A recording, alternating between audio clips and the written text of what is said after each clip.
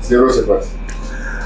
Bonjour, que le Dieu vous bénisse. Nous sommes dans la joie que vous puissiez nous recevoir chez vous en ce moment-ci, dans le cadre de cette émission Plateau de leader, une émission au cours de laquelle nous analysons les paramètres, les critériums pour être un leader efficace. Le monde aujourd'hui a besoin de leaders efficaces, des leaders qui influent positivement pour que le monde soit conduit vers sa destinée de façon que le Seigneur le souhaite.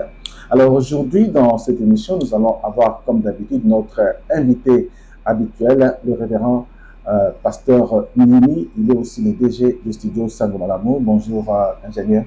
Bonjour pasteur. Et nous aimons beaucoup être avec vous dans cette émission et que les gens ont déjà commencé à aimer parce qu'il y a des principes de leadership très très importants que nous analysons, que nous décortiquons dans les corps de cette émission. Alors aujourd'hui, j'aimerais que nous puissions un peu être un peu plus philosophiques, un peu plus métaphysiques, n'est-ce pas, pour parler aujourd'hui du sens de la vie, n'est-ce pas? C'est-à-dire, nous abordons la problématique de l'homme et le sens de la vie, parce que la vie a toujours un sens. Nous savons que dès l'essence, par son essence, la vie a été créée par Dieu, pour nous qui croyons, n'est-ce pas? D'autres disent que la vie, c'est à son origine dans la spontanéité, dans les hasards, mais nous ne sommes pas dans ce contexte-là. Mais nous voulons aujourd'hui voir comment est-ce que l'homme perçoit la vie aujourd'hui. Alors, la première question que je suis tenté de vous poser, parce que vous avez déjà dépassé la soixantaine, une grande expérience, n'est-ce pas, de la vie, n'est-ce pas? Bientôt vous aurez les 70 ans. Alors, vous avez vécu beaucoup d'événements. Vous avez une très large expérience de la vie, presque dans tous les domaines, que ce soit sur le plan spirituel, sur le plan ministériel, sur le plan intellectuel, académique, professionnel, et politique aussi.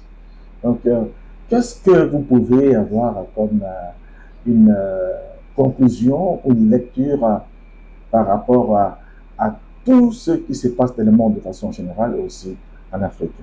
Pasteur Nini.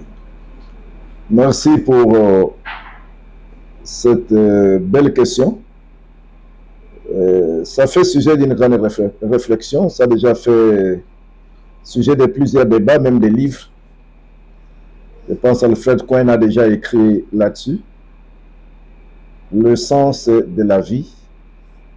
Quelles leçons nous pouvons tirer de notre expérience partant de notre existence sur la terre. Dans ce premier temps, je pourrais tout simplement répondre comme Ecclésiaste. Il a répondu dans la conclusion de tout ce qu'il a vécu. Il a dit tout simplement que tout est vanité, vanité de vanité. Et je pense qu'il avait raison.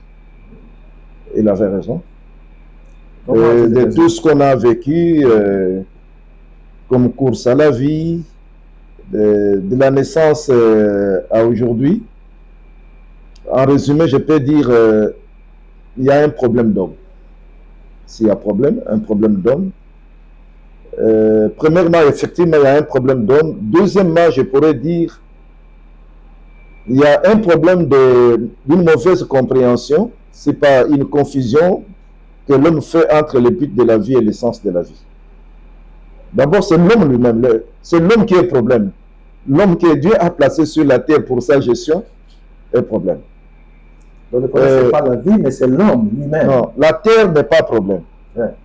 La vie, pas de problème. Il n'y a pas de problème puisque Dieu a créé l'homme et a donné sens à sa vie. Et on y reviendra. Mais c'est l'homme qui ne veut pas. C'est l'homme qui est le problème.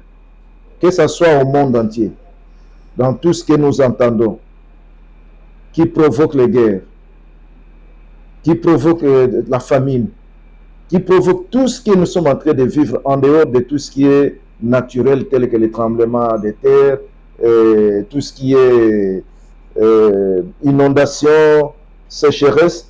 Même dans l'inondation, il y a une partie de responsabilité de l'homme aussi, avec la mauvaise gestion de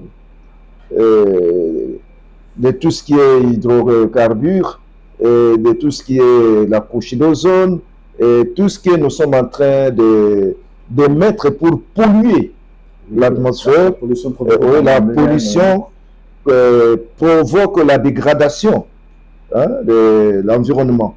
Et cette dégradation amène aussi des conséquences. En réalité, c'est l'homme qui est problème. L'homme que Dieu a créé à son image, l'homme pour qui Dieu a préparé l'environnement meilleur, c'est lui qui est problème, puisqu'il ne comprend pas exactement pourquoi Dieu l'a créé, quel est l'essence de sa vie, et il confond les buts de la vie, les buts qui sont périodiques, les buts qui sont saisonnières, et au sens véritable de sa vie. Cela me revient pour moi à lire pour terminer la réponse à ta première question. Ecclésiaste, si nous lisons dans Ecclésiaste 3, déjà au verset premier, qui dit clairement qu'il y a un temps pour tout. L'homme ne comprend pas qu'il y a un temps pour tout. Jusqu'aujourd'hui, il ne comprend pas qu'il y a un temps pour tout. Il ne sait pas que tout passe. Il ne sait pas que lui-même va passer. Hein? Je vais passer, je suis pèlerin. Ce que je faisais à l'âge de 10 ans, je ne peux pas le faire aujourd'hui au troisième âge. Je ne peux plus courir comme je courais à l'âge de 10 ans. Ce que je faisais à l'âge de 30 ans, je ne peux pas le faire à 60 ans. Tout passe. Tout est vanité. Et Ecclésiaste pose aussi la question au verset 9.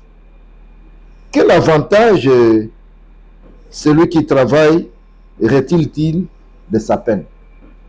Voyez un peu toute la peine qu'on se donne pour le travail. Hein? Partant du travail à courte durée et du travail à durée indéterminée, partant des études, hein, les études disons primaire, secondaire, universitaire,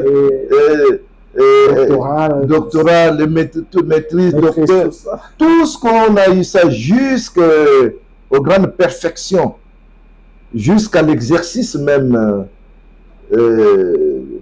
du pouvoir, des corps de métier, de tout ce que nous avons appris. Mais quel avantage l'homme tire de ce travail sous le soleil? Alors il dit, au verset 10, « J'ai vu à quelle occupation Dieu soumet les fils de l'homme. Il fait toutes choses bonnes en son temps, même il a mis dans leur cœur la pensée de l'éternité, bien que l'homme ne puisse pas saisir l'œuvre que Dieu fait du commencement jusqu'à la fin. » Dieu a mis la pensée de l'Éternel dans le cœur de l'homme. Mais l'homme s'embrouille dans ce qui est temporel et Dieu lui rappelle il y a un temps pour tout.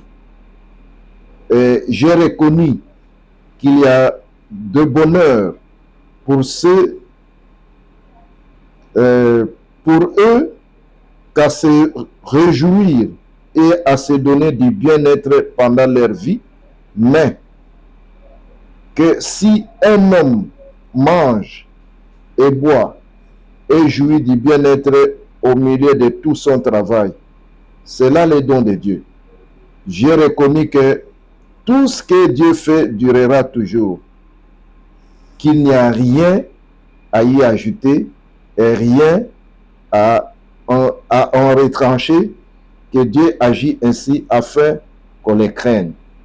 Ce qui a déjà été, ce qui sera déjà été, et Dieu ramène ce qui est passé. En fait, il n'y a rien de nouveau. Il n'y a rien de nouveau sous le soleil. Ce que Dieu a fait est durable, et l'homme ne comprend pas le sens de la vie. Il lui donne ses buts à lui, selon les périodes, selon l'âge, et c'est comme ça qu'il s'embrouille. Et tout à l'heure, là, vous avez mis en évidence la responsabilité de l'homme dans ce qu'il a gâché pratiquement le sens de la vie par rapport à la création. Mais quelqu'un d'autre dirait, là ici, on va vers, dans la Bible, dans Genèse, il y a Adam qui ne reconnaît pas que c'est lui qui est responsable. il responsabilise, il fait tomber la responsabilité sur la femme, et la femme fait tomber la responsabilité sur le diable. Or, si nous disons que c'est l'homme, donc ça veut dire de façon par ricochet, il s'agit de l'implication sur le diable, en fait, qui est responsable de ce gâchis du sens de la vie. Ça, ça sera une belle question, comme ça tout le monde sera victime. Hein, veut dire qu'écoutez, c'est pas moi, ce n'est pas moi, c'est le diable. Hein? Alors quelqu'un d'autre dira non, ce n'est pas moi, c'est à cause de mes ancêtres. L'autre dira ce n'est pas moi, c'est à cause de... Non, hein, ça c'est très facile et c'est très simpliste. Non, nous devons prendre nos responsabilités. Et nous devons apprendre à connaître quel est le sens de la vie. Puisque connaître le sens de la vie, c'est un processus qui peut durer toute la vie. Et même si on peut faire cet exercice à la fin de sa vie, on ne découvrira pas exactement qu'est-ce que Dieu a voulu. Puisqu'il est tellement grand, il est infinitésimalement grand, c'est difficile de comprendre exactement, de puiser exactement la totalité de sa pensée. Puisqu'en lui-même, il s'autosuffit. Dieu, il s'autosuffit. Il n'avait pas besoin de créer l'univers. Dieu a créé l'univers pour deux raisons. En lui, il est autosuffisant. Le système divin est à l'autosuffisance. Il a créé l'humanité pour deux raisons.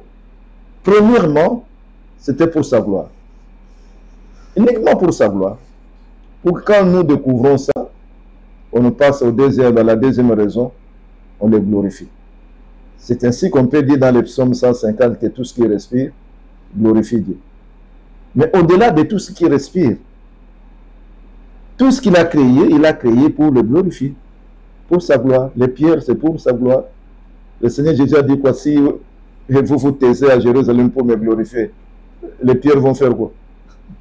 Les pierres vont le glorifier. Hein? Donc, tout est fait pour sa gloire. Alors, quand l'homme, créé à l'image de Dieu, ne comprend pas que Dieu l'a créé pour sa gloire, il perd le sens de la vie.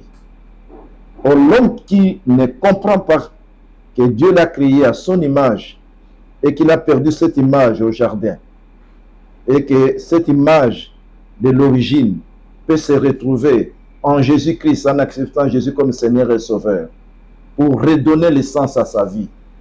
Alors il est venu se promener sur la terre, il ne va pas atteindre les objectifs de Dieu sur la terre. Oui, j'aimerais quand même que vous puissiez dire un petit mot, un petit éclairage là, par rapport à cette différence. Parce que vous avez dit au départ là que l'homme ne sait généralement pas la différence qu'il y a entre le sens de la vie et les buts de la vie. Alors, comment on peut appréhender cela? L'essence, en quoi il est différente des buts de la vie, de façon un peu beaucoup plus pratique. Oui, cette question est souvent posée. J'ai dit qu'il y a eu plusieurs qui ont écrit là-dessus. Je pense qu'il y a Hans Hohenler. Hein? Il a consacré pour ça tout un livre aussi. Ah bon? Oui, il a consacré pour ça tout un livre. Le processus de la vie, comment comprendre le sens de la vie, le but de la vie. La même question est posée à travers les siècles. À chaque période, on se pose, à chaque période de l'humanité, de la vie, il y a toujours des penseurs qui se posent cette question-là. Le sens de la vie, le vrai sens de la vie. Et à tout âge, on se pose cette question. À tout âge. Il y en a même qui perdent le sens de la vie en tant qu'adolescent, qui passent par des mutilations, disent que la vie n'a pas de sens, ils se mutilent, et puis ils vont même au suicide, puisque la vie n'a pas de sens. Pour eux, la vie n'a pas de sens. Mais pour nous, je pense que nous pouvons dire, à la peine de nous poser tout le temps des questions, d'où sommes-nous venus et où allons-nous? Je pense que nous qui lisons la Bible, nous avons le privilège de connaître, de répondre à cette question-là, d'où venons-nous et où allons-nous? Celui qui a le sens de la vie, il va découvrir que Dieu a déjà mis la pensée de l'éternité dans son cœur. Il a déjà la pensée de l'éternité, c'est-à-dire que la vie ne se limite pas sur la terre. Comme la vie ne se limite pas sur la terre, il doit comprendre la différence entre le sens de la vie et le but de la vie. Le but de la vie, c'est pour nous, en tant qu'humains, on prend ce qui est temporel, et que voilà, je peux avoir comme but de terminer mes études universitaires. Je peux avoir comme but avoir un bon travail et devenir patron, être entrepreneur, arracher les marchés, après plusieurs compétitions, après, disons, répondre aux appels d'offres, c'est un but aussi. Devenir millionnaire, c'est un but. Devenir milliardaire, c'est un but. Ce sont des buts. À certain âge,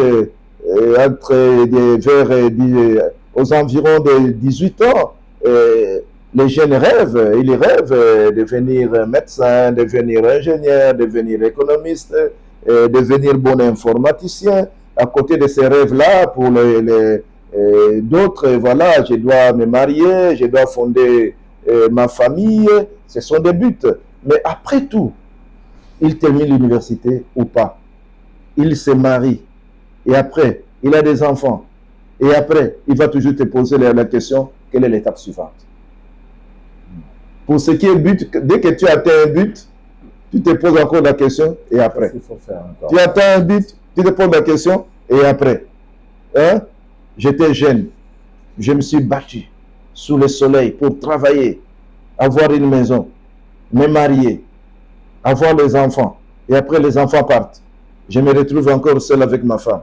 Et après, on se retrouve, on dit, écoutez, qui va quitter l'autre le premier? Après, vous voyez, chaque étape a ses limites. Là, c'est le but. Souvent, nous confondons le but avec le sens de la vie. Et plus grave encore au niveau des églises, les églises orientent mal les gens vers le but matériel à la place d'orienter les gens vers le but. Le vrai but de la vie pour chaque chrétien, c'est l'objectif final qui est de rencontrer Jésus, de le voir face à face. Et nous ne devons pas perdre de vue ça. Nous passons plus du temps à orienter les chrétiens vers le but matériel, vers l'objectif matériel. Yakana Yesu ma passe na yo eseli. Yakana Yesu rozomutuka. Viens en Jésus-Christ, tu vas voyager. Viens en Jésus-Christ, tu vas te marier. Ça, ce sont des buts qui se limitent dans le temps. Dans le temps.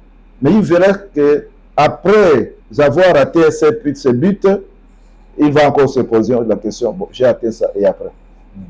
Et après? C'est ça la différence entre le but et l'essence de la vie. La vie n'a de sens que quand on est en Jésus-Christ.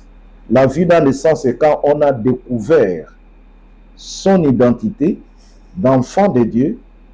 On s'est retrouvé en tant qu'enfant de Dieu, créé à l'image de Dieu, et quand on a découvert les objectifs pour lesquels Dieu vous a créé, Dieu vous a placé sur la terre.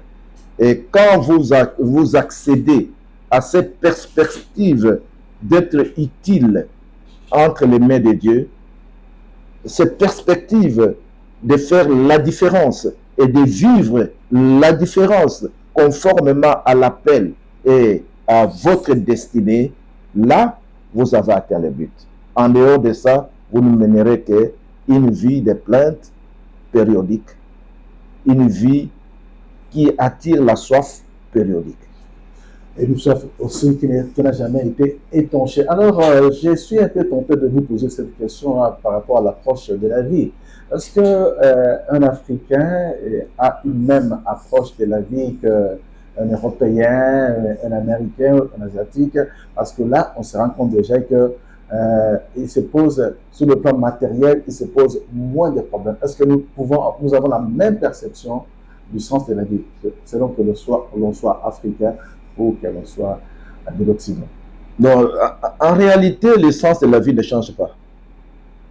Que tu sois noir, tu sois blanc, tu sois rouge, le sens de la vie ne change pas. Dans l'objectif du Seigneur Jésus, quand nous lisons même dans Luc 4, dans son programme, je peux dire dans le programme d'action qu'il devrait mener sur la terre. Quand vous lisez bien, il est venu faire quoi? Le Christ. Jésus-Christ. Son programme, c'est bien mentionné dans Luc 4, Oui. 18, il dit, il est venu pour délivrer, amener la délivrance, pour délivrer les captifs, ouvrir les yeux, n'est-ce pas, aux aveugles, délivrer les prisonniers. En fait, il est venu pour briser une certaine servitude que l'homme avait. En fait, selon ce que nous pouvons comprendre à partir de Luc 4. Voilà, dans son discours programme, hein, si on peut tout lire, l'Esprit du Seigneur est sur moi. Oui. Parce qu'il m'a oint pour annoncer une bonne nouvelle aux pauvres. Il m'a envoyé pour guérir ceux qui ont les cœurs brisés. Quand on a les cœurs brisés, ça dépend des couleurs, ça dépend de la peau, ça dépend des continents. Non. À ce niveau-là, nous avons tous un dénominateur commun. Hein? Et pour proclamer aux captifs la délivrance et aux aveugles le recouvrement de la vue, pour renvoyer libres les opprimés, pour publier une année de grâce. Il est venu publier une année de grâce du Seigneur. Dans son discours programme,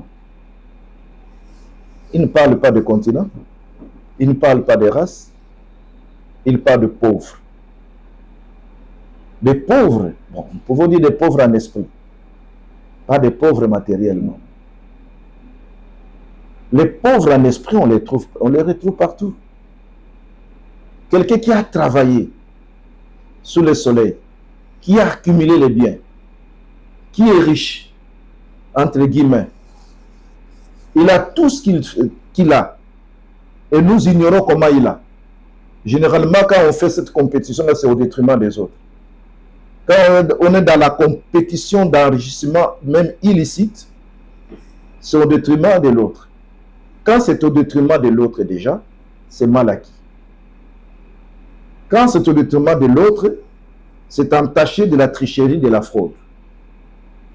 Et de tel enrichissement engendre encore une crise spirituelle. Et dans cette crise spirituelle, on a le matériel, mais on est pauvre spirituellement. Et Jésus-Christ est venu pour eux aussi. La preuve en est que le sens de la vie, plus souvent, c'est ceux qui ont le matériel qui les perdent rapidement. Les Occidentaux perdent rapidement le sens de la vie. Tu veux que la vie n'a pas de sens, ils se suicident. Il y a beaucoup de suicides en Occident qu'en Afrique. Oui. Beaucoup de suicides. Alors que là, matériellement, ils sont un peu bien lancés. Voilà. Si on connaît bien le sens de la vie, il n'y aura pas autant d'avortements à l'extérieur comme ici. Ici en Afrique, on nous pousse, mais c'est maintenant qu'on nous pousse à la limitation même du nombre d'enfants. Oui, face à l'évidence de la crise voilà. On se donne une certaine discipline. En réalité, dans un pays tel que la République démocratique du Congo, est-ce qu'on peut limiter la naissance? On a des vastes espaces. Nous avons tout. Nous avons des terres arables. Nous pouvons cultiver jusqu'à nous nourrir suffisamment. Ah, ça, c'est justement, c'est pour le problème du sens de la vie. C'est plus que nous ne connaissons pas le sens de la vie. Le sens de la vie, bien sûr, c'est ça. Quand on a perdu le sens de la vie, on ne trouve pas la nécessité d'entretenir la vie. On ignore même que la vie éternelle existe. On croit même que la vie se limite à ce qui se passe sur la terre. C'est ainsi qu'on peut passer au suicide quand on est désespéré. C'est ainsi qu'on peut passer à la mutilation. Suivez même les débats qui se passent aujourd'hui en France, où on est en train de voir comment adopter la loi qui puisse permettre à quelqu'un de mettre fin à sa vie, lui seul. C'est affreux. On accepte que quelqu'un mette fin à sa vie volontairement. Ça, c'est justement la preuve que l'homme a perdu le sens de la vie. L'homme a perdu le sens de la vie. Et plus grave, je reviens encore, il ne faut pas que ça soit ainsi pour l'Église. L'Église connaît la valeur de la vie, le sens de la vie. L'Église sait que Jésus-Christ est venu dans son discours programme, il a donné la mission et cette mission doit transiter par l'Église. Doit transiter par l'Église. Conduit par l'Esprit. L'Esprit du Seigneur est sur moi. C'est le Seigneur qui le dit. Parce qu'il m'a oint pour annoncer une bonne nouvelle aux pauvres. La bonne nouvelle du salut. Le salut de l'humanité. La bonne nouvelle est de savoir que sur la terre, il y a des gens qui ont le cœur brisé. Malgré la richesse, malgré le matériel. En fait, c'est la redéfinition du bonheur. Qu'est-ce que le bonheur? Le bonheur, c'est l'état de satisfaction de l'être intérieur. C'est la question laquelle... Si l'être intérieur n'est pas satisfait, si le cœur n'est pas satisfait, tu peux donner tout à quelqu'un, il ne sera jamais satisfait. La preuve en est que les milliardaires divorcent. Les milliardaires, ils peuvent aller jusqu'à 4 épisodes de remariage, mais ils ne trouveront jamais le bonheur, parce que le bonheur n'est pas matériel. Ils vivront toujours les cœurs brisés. Ils vivront toujours la déception. Ils vivront toujours. Ce n'est pas l'argent qui remplit le vide qui est à l'intérieur. Ce n'est pas l'argent qui va combler l'intérieur de l'homme. Ce n'est pas le matériel, les buildings, les étages ou quoi, quel que soit ce que vous avez, qui va combler l'être intérieur, qui va satisfaire l'être intérieur. La satisfaction de l'être intérieur ne provient qu'en acceptant Jésus comme Seigneur et Sauveur. Sans Jésus-Christ, vous n'avez pas le bonheur. Sans Jésus-Christ, vous n'aurez pas le bonheur. On peut tout vous donner, vous n'aurez pas le bonheur. Sans Jésus-Christ. Alors, c'est la question que j'allais poser par rapport au bonheur, parce que vous avez déjà répondu. Parce qu'en fait, en l'homme aussi, il y a des aspirations. Il y a beaucoup d'aspirations. En tout cas, chaque personne dans sa vie, aspire toujours à un certain bien-être. Bien sûr que nous savons qu'après cette vie humaine, il y aura une vie après la mort, une vie spirituelle. Cette vie spirituelle d'après dépend totalement de la façon dont on a géré la vie présente. Ici, à cause de cette aspiration à donner un sens à la vie, je ne sais pas pourquoi y a-t-il cette différenciation, cette catégorisation de standing des vies, parce que chaque personne aspire au bonheur.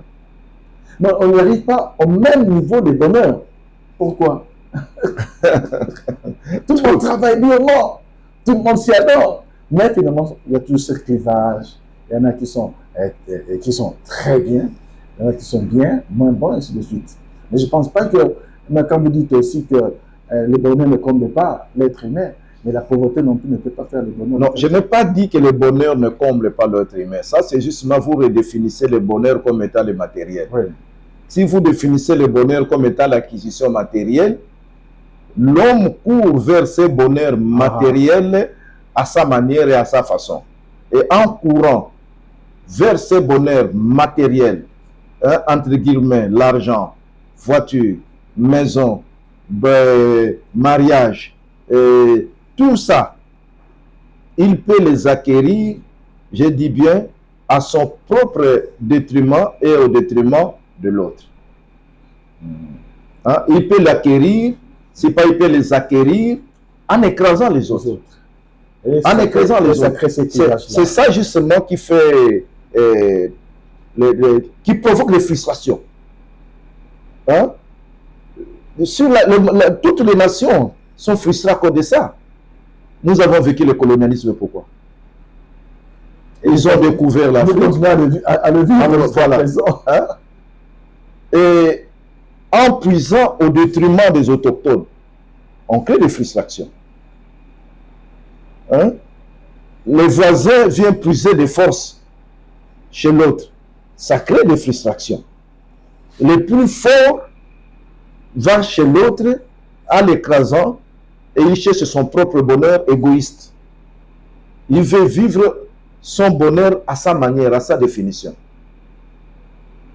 C'est pour cette raison qu'on perd l'essence de la vie. Et quand on perd l'essence de la vie, l'homme est dévalorisé. L'homme ne compte pas. L'homme ne compte pas. Nous vivons ça dans notre pays.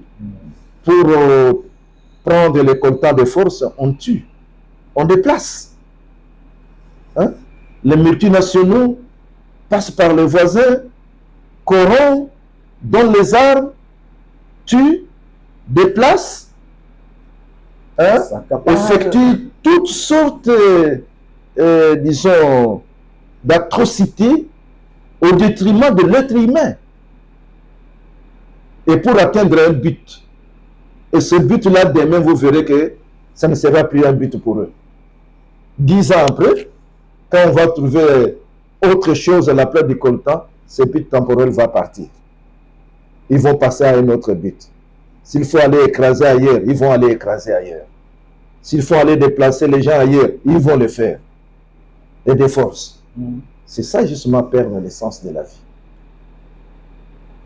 Alors, j'aimerais un peu revenir sur vous-même, compte tenu aussi des frustrations que vous avez vécues en tant que leader, n'est-ce pas? Est-ce que vous êtes découragé aussi? Ça vous décourage? Comme l'Ecclésiaste, vous dites, ah, ça n'a plus de sens, c'est vanité de vanité. Non, je ne peux pas me décourager. Ah bon? Non. Pour plusieurs raisons. La première raison, je suis enfant de Dieu. Je sais que Dieu a un plan de paix et de bonheur, et du vrai bonheur dans ma vie. Et ce plan passe par ce que j'ai vécu pour me permettre d'atteindre d'autres horizons, en paraphrasant l'apôtre Paul qui a dit « Tout concourt au bien de ceux qui aiment Dieu ». Pour les amoureux de Dieu, il n'y a pas de frustration. Pour les amoureux de Dieu, ils rendent grâce à Dieu pour toutes circonstances. Donc, je ne peux que rendre grâce à Dieu. C'est grâce à Dieu que je suis là où je suis.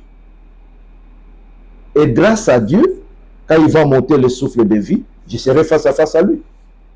Et je ne sais pas comment ça va se passer. Vous voyez? Et dans tous les cas, je dirai toujours, Dieu merci. Je ne serai jamais frustré au point de me venger, au point de chercher aussi à faire comme tout le monde. Non. C'est là le droit à la différence. Puisque celui qui vit pour l'importance, celui qui vit pour la différence, est celui qui a compris le vrai sens de la vie. Le vrai sens de la vie, ce n'est pas d'être heureux. Le vrai sens de la vie, d'abord, c'est de chercher à connaître Christ. Et si on connaît Christ, on connaît maintenant la place de l'autre. Vous connaissez la loi de l'amour. Tu aimeras ton prochain comme toi-même. Tu découvres qui est Dieu, tu aimes Dieu au-dessus de tout. Et cet amour va te pousser, d'abord l'amour dans l'horizontal, et dans le vertical, tu connais Dieu.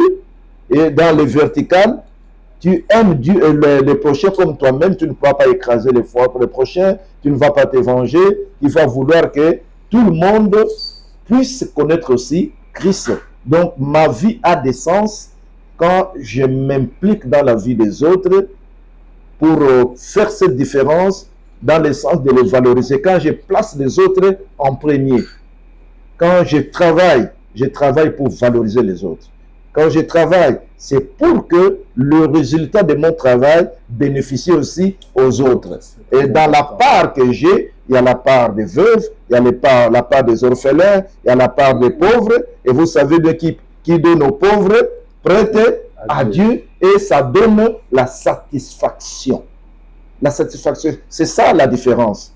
Et ça nous pousse à suivre le modèle de Jésus. dans la crise multiforme de l'Afrique en particulier, la réalité, la réponse est en Jésus. C'est l'Africain qui ne comprend pas. C'est le Congolais qui ne comprend pas. Tu sais que le cœur de Dieu est plus proche de celui qui pleure. Le cœur de Dieu est plus proche de celui qui pleure. D'ailleurs, la Bible dit, quand les malheureux crient, l'Éternel entend. Si le cœur de Dieu est plus proche de celui qui souffre. D'ailleurs, le Seigneur Jésus a visité Israël dans quel contexte? Dans le contexte de souffrance, dans le contexte d'esclavage. Donc, le cœur de Dieu est plus proche de ceux qui souffrent. Donc, quand nous souffrons, Dieu choisit ce temps-là pour venir pour nous visiter. Il vient vers les cœurs brisés. Il vient vers ceux qui souffrent. Voilà pourquoi nous prions beaucoup aussi. Nous prions beaucoup. Et ce que je peux dire aussi, l'évangile de Jésus-Christ nous a plongé dans les racines profondes qui mènent vers le sens de la vie. Les racines, l'Afrique, dans l'Afrique est plantée ces racines, disons les racines qui doivent donner des arbres de rafraîchissement pour l'humanité, surtout au Congo en particulier. Ces temps d'endurance, ces temps où nous persévérons malgré les difficultés à compter sur lui. C'est pas pour rien que nous au Congo on continue à prier même quand il y a la guerre à l'Est. Il y en a qui se moquent de nous. Nous prions puisque nous connaissons qui est Dieu, ce Dieu-là. Nous prions puisque nous savons que demain, il y aura solution. Nous prions puisque nous savons que même si nous passons, l'Éternel agira.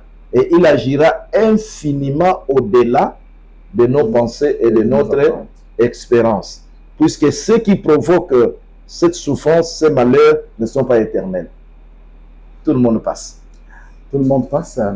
Oui, je reviens encore à cette idée première que nous avons, bien que nous sommes en train d'étendre inéluctablement vers la fin de cette émission, parce qu'en premier lieu, nous avons mis en évidence la responsabilité de l'homme dans toutes les souffrances de l'humanité, parce qu'on aura confondu sens de la vie et but de la vie. Voilà pourquoi nous sommes dans cet état de guerre, de souffrance, de conflits armés, de maladies, parce que c'est l'homme qui est responsable de tout cela, qui a causé cela. Alors, pouvons-nous aujourd'hui espérer, de bonnes raisons d'espérer pour nous en Afrique et au Soudan, pour des choses? Oui, il y a de quoi espérer.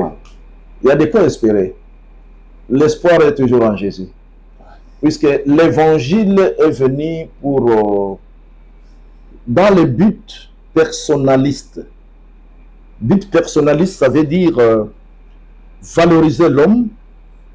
Puisque ma valeur vient du fait que je connais Dieu. Pas du fait que j'ai un diplôme, pas le fait que j'ai une maison, pas le fait que j'ai une voiture, non. Ce qui me valorise, c'est la présence de Jésus-Christ dans ma vie. C'est personnaliste.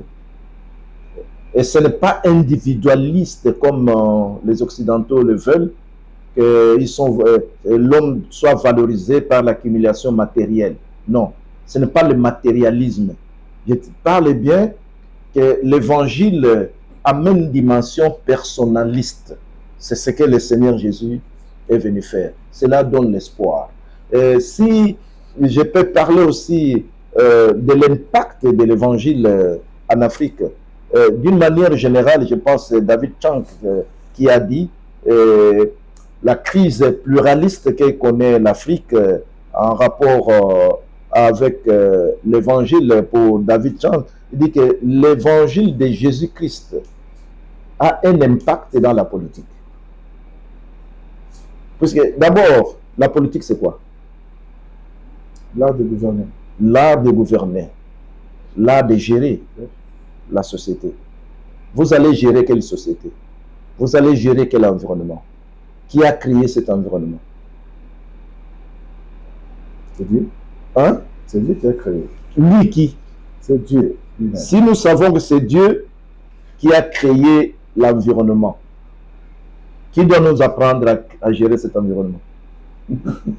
Par voie de conséquence, c'est lui l'auteur de la vie, la création. Est-ce que le politique pose la question à Dieu comment gérer l'environnement qu'il a créé, dans lequel il nous a placés? Non, non. Il a placé l'homme dans le jardin de bonheur pour cultiver et pour garder, pas pour détruire. Mais nous, on détruit. Mais nous détruisons, l'homme détruit. C'est là où j'ai dit, dans l'une des conclusions que je tire, pour moi, c'est l'homme qui est problème. Jésus-Christ a amené l'évangile des transformations. Dans l'évangile des transformations, il y a aussi la politique des transformations. Il y a la politique une politique personnaliste, comme j'ai dit, une politique qui vise la plénitude de l'homme. Avec Jésus-Christ, comme c'est dit dans Jean 10, hein, il amène l'abondance. Hein, la plénitude d'abord intérieure, et de l'intérieur, ça s'externalise, et l'homme voit maintenant l'impact de ce qui est en lui à l'intérieur, dans l'environnement. D'une manière générale, dans l'église du Congo, puisque nous poursuivons le but matériel, en poursuivant plus le but matériel, on ne tient pas compte de l'environnement. On peut construire une belle église dans la poubelle. On ne tient pas compte de l'environnement. Mais pour Jésus-Christ, il faut une plénitude. L'homme d'abord est sauvé d'une manière personnaliste, étant lui-même dans la plénitude, l'environnement aussi doit bénéficier de cette plénitude. De cette plénitude. Il a la capacité, il a le potentiel de transformer l'environnement d'une manière complète. Voilà. Mais si nous suivons le but tel que nous le croyons aujourd'hui, on devient égoïste. On devient orgueilleux. Et voilà, on parle de l'élévation, non? Je suis élevé, je fais ceci, on n'est pas humble. On n'est pas humble. Et on devient aussi moins obéissant puisque on croit qu'on a tout acquis par soi-même. Par soi-même. Au Deutéronome 28, il nous dit clairement, c'est par l'obéissance qu'on obtient le succès. C'est par l'obéissance qu'on devient supérieur. C'est par l'obéissance à Dieu qu'on est béni. On parle de la bénédiction. Et la bénédiction est le résultat du travail obtenu par l'obéissance. C'est celui qui suit ces principes-là, vivra en paix, vivra le bonheur, il n'aura pas peur de mauvaises nouvelles, comme c'est dit dans le psaume 112. Il n'a pas peur de mauvaises nouvelles. Et il travaille pour créer des générations qui vont bénéficier de son choix. Donc nous devons faire le choix du bon sens de la vie et non le choix des petits buts de la vie. Hein? Le choix, selon Deutéronome 30, verset 19, Dieu a mis devant nous la vie et la mort. La bénédiction et la malédiction. Il nous conseille de choisir la vie afin que nous puissions vivre nous et notre descendance. Travaillons de telle manière que nos descendants vivent. Qu'après nous, nos enfants soient heureux et nos enfants vivent le vrai bonheur. Voilà. Voilà. En conclusion, regardons en lumière de cette émission où nous avons parlé du sens de la vie. La vie n'a de sens que si chaque personne donne sens à l'autre. N'est-ce pas? Comme je le disais à ces docteurs de la loi qui voulaient connaître les critères pour entrer au ciel dans le royaume de Dieu, Jésus lui dira, qu'est-ce que tu lis dans la loi? Il dira non, aime ton Dieu, aime ton Dieu de tout ton cœur, de toute ta foi, de toutes tes pensées, et aime aussi l'autre comme tu t'aimes toi-même. Donc je crois que si nous sommes dans cet environnement-là, dans ce contexte-là, de comprendre que la vie ne se limite pas à nous-mêmes, la vie, c'est dans le cadre de la vision de Dieu, je crois que nous allons amener une très très bonne vie et que la vie aura un sens. Même si nous mourons aujourd'hui, nous savons que nous avons accompli le but de Dieu dans notre vie. Voilà. Tu me permets un mot? Juste pour te permettre une seconde. 30 secondes parce qu'il en fait 5 ans. Voilà, je dirais ceci. Le sens de la vie nous conduit vers l'éternité. Le sens de la vie nous permet aussi de laisser la continuité. Et que la politique de Jésus-Christ est personnaliste et caractéristique par un respect profond de tout homme, quel que soit son rang social, sa race ou sa foi. Voilà, c'est une très bonne conclusion. Vous êtes leader, sachez que dans la vie, il n'y a pas que vous. Vous êtes là pour influer sur les autres, en tenant compte aussi des aspirations des autres, pour créer une société où les principes divins sont respectés. L'obéissance à Dieu va nous conduire certainement à réaliser la vision de Dieu dans nos vies pour que tout le monde puisse réussir dans la vie. Ce n'est pas lié au matériel, mais c'est lié à la foi, à Dieu. Et nous avons comme, à cette matière-là, comme référence, le Seigneur Jésus-Christ. Il était riche matériellement, spirituellement, et il veut aussi que nous puissions être riches spirituellement et que cela sera possible dans notre vie. Merci beaucoup, révérend Hubert Mimi. Merci beaucoup à vous tous qui nous avez suivis chez vous. Nous allons vous retrouver certainement la fois prochaine. D'ici là, c'est de méditer sur tout ce que nous venons de dire sur le sens de la vie. Peut-être que vos correspondances et vos suggestions aussi pourront faire l'objet d'une prochaine émission. Que Dieu vous bénisse. Au revoir.